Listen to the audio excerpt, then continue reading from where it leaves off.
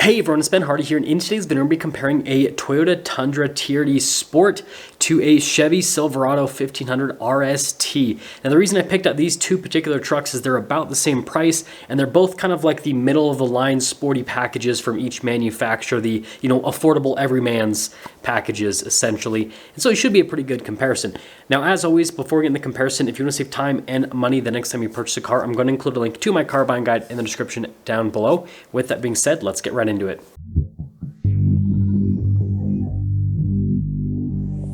Starting under the hood of the Silverado, we have a naturally aspirated 5.3 liter V8 that goes through a 10-speed automatic transmission. It's good for 355 horsepower and then 383 pound-feet of torque. You can also get a diesel powertrain, or you can get a big 6.2 liter V8, but the 5.3 is the most common powertrain you're going to see in this particular package with the Silverado. Now popping over to the Tundra, we've got the standard 3.5 liter twin turbo V6 that goes through a 10-speed automatic transmission as well. It's good for 389 horsepower and then 479 pound-feet of torque. You can also get a hybrid powertrain, but that's only available in higher up packages with the Tundra. And so this is the powertrain you'll see in, well, the SR5. Anyways, going over the front end of the Silverado RST, you guys can see here with the hood design, it's got kind of like that big muscular boxy appearance to it. And I think it looks really good overall. Now coming down below, you actually get pretty nice upgraded lights here with the RST. You can see with the daytime running lights, and notice how you've got a lot of dark accenting kind of around the headlight area. And I think the overall shape of it actually looks pretty cool, if you ask me. And notice with the new kind of style with the Silverado, they've kind of added some venting here off to the side. Notice that everything's either body painted or blacked out here on the RST. That's kind of like the theme, is to make it look a little bit sportier. So that's why the Chevy bow tie, for example, is also blacked out, including the tow hooks there at the bottom. And yeah, overall, I think it's a good looking truck from a front end perspective. Now popping over to the Tundra, and guess what? I picked a white truck with black accents as well, so that everything kind of matches. Again, notice here with the truck from front end perspective, again, it kind of has that like boxy appearance to it, and I definitely love the new style of the Tundra hood, and then also bright headlights with the Tundra as well. I notice you got like the orange daytime running lights kind of like below that, which again, it's cool, the contrast between like the white light of the headlight. Notice we got our TRD badge there, Toyota logo there in the center, which is normal. Tundra logo, you've got the fog lights there. No tow hooks though with the Tundra, which is kind of interesting. But popping over here to the RST, this one has the Z71 package. So you've got slightly smaller wheels, but you've got these all-terrain tires that come with the package. I love the design on the wheels. I think they look really good with the gray, and then you've got like the silver outlining on it. And you guys can see those are pretty aggressive tires. Front suspension, independent front suspension, if you guys are wondering here with the truck. Get your Z71 badge. That's a pretty common package on the Silverados. It'll basically give it more aggressive tires. You'll have the G80 system with it, and so it'll just be a slightly more capable truck straight out of the box. Now, one of the big things here with the Silverado is going to be the rear suspension. We've got leaf springs here in the rear. You guys can see the Rancho shock. That's also another thing that's part of the package, with the off-road package.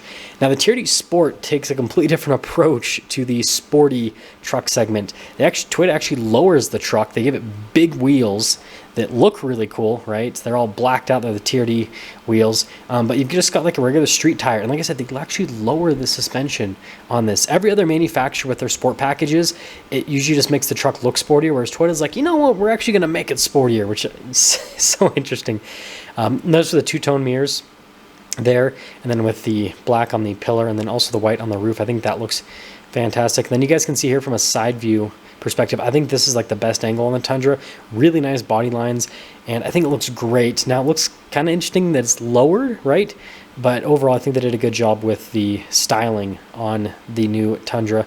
Now, a big thing here with the new Tundra is, well, you got the TRD 4x4 Sport Badge. The rear suspension, we've got coil suspension in the back end with the new Tundra, so it makes it ride significantly different compared to the Chevy and compared to the previous generation Tundra. And you guys can see the exhaust tip poking out the side. And here's the key fob for the Silverado, and it's got like the tailgate drop down and the remote start function. Now, I like that with this segment, of Silverado that you actually get the tailgate drop down. I know that it might seem like a bougie option to have, like why can't you just lower it down yourself? But it's nice when you have like your hands full or something and you forget to lower it down, you can just quickly like just jam on the buttons on the key fob. It's really nice. Bed liner. Now from a payload capacity perspective, the Silverado definitely wins compared to the Tundra. You're going to be mid-teens with most of the Silverado packages from a payload with what I've seen. And so it's definitely going to be a little bit more capable with that. And then you guys can see with the black accenting here on the back with all of the logos, and then notice with the bumper steps as well. And then you got the squished exhaust tips. Now towing capacity is right around 9,000 pounds with the Silverado, so that is a little bit of a letdown. I don't know why the towing's so low on all the Silverados I review. Anyways, here's a key fob for the Tundra, which, guess what? Tailgate drop down as well, so just as practical. Now it looks like this one has the composite bed, which is pretty cool because first off, you can actually get it in a Tundra now. It used to be only like Tacoma that you could get it in, but you don't have to worry about scratching paint or anything, and it's nice. A lot of people like this more than bed liner. Let me know if you like bed liner more or composite bed more, but super practical, and both of them have same bed size if you guys are wondering from that perspective. And then notice lifting up the tailgate, it's actually pretty light with the truck. Both of them you have to lift up yourself, no big deal on that. Now as for the rest of the styling with the Tundra, again notice we got their TRD 4x4 sport badge. I love the new stylization of the taillights, and with this particular package we don't have chrome accenting on the back end like what Toyota does with other packages on the Tundra. And if you guys are wondering from a towing capacity perspective, it's similar to the old generation Tundra, so you're right around that like 10,000 pound range. So it's crazy. It has less payload than the Silverado, but then tows more. It's weird. I know you can get a max tow package on the Silverado, but I don't ever see them ordered. I don't know why. But anyways, solid with the rear end of the Tundra. I think they did a good job with the styling back there. Again, looks pretty heavy and boxy, which, I don't know, I think that's a cool thing to have with the truck. Now, popping back over here to the Silverado, you guys will notice we've got some high gloss wood trim there at the top. They've improved the interior here with the new Silverado quite a bit.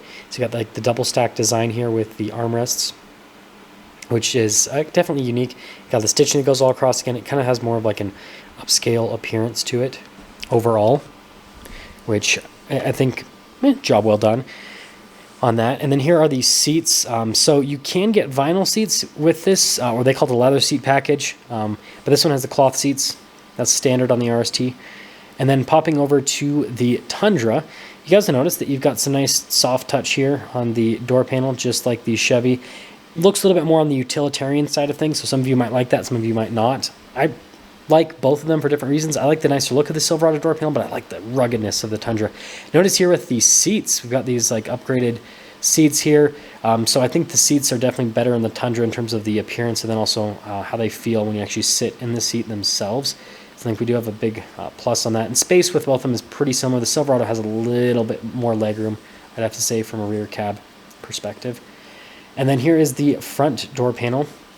I was going with the wood trim, the silver trim that goes all around. And then you guys can see with the mirrors, rather, they have the convex mirror in it, so that helps out with, I almost said blind spot monitoring. Every word's got twisted up. But anyways, solid with the mirror system. Anyways, you've got all of your controls for the mirrors, and then again, front seats with the cloth on them. And then you guys can see the stitching throughout. Power adjustments on the seats. And then I love the look of the speaker for the sound system. It kind of looks like a boomerang. Pedals, nothing crazy happening there. They didn't do any special faces on them or anything. And then notice with the light controls there, you've got your drive mode select and your drive line select. This has 4-wheel high as well as 4-wheel auto and 4-wheel low. It's very important to mention, so we can compare that over to the Tundra. Which, speaking of Tundra, popping back over to the Tundra, notice the front door panel is pretty similar to what you have in the back. You've got some nice padding there at the top. It's kind of interesting because this has like the same interior as a Toyota Tundra Limited, so it's like, yeah, weird how they have their lineup set up right now with the new Tundra. Anyways, front seats, I think they look really cool, again, with the design overall. I think that Toyota did a really good job with it, especially compared to the last generation Tundra.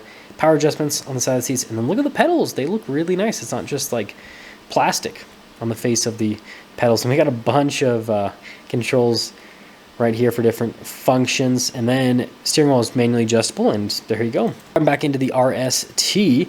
You notice we have this full digital gauge cluster that'll start right up. It's definitely a nice modern feature to have. Now here is the steering wheel itself. So you've got the nice padding all around the steering wheel, darker stitching there in the center portion. And then you got your voice command controls for the center stack, cruise control, heated steering wheel button as well.